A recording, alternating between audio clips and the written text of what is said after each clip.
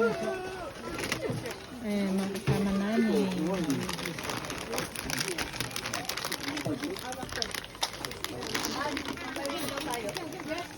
Ay, lalaki ng manok ko. Nilagay mo, mainit na ba yan? Oo, kanina pa yun. Kasi, no mo. Ayan pa mga kasama namin. Ay, na yung zero. Ano, magbagay niya. Ayan.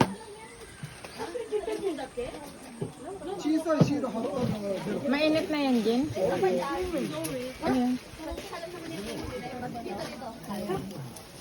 Hindi na masarap ang pakalawang siyo.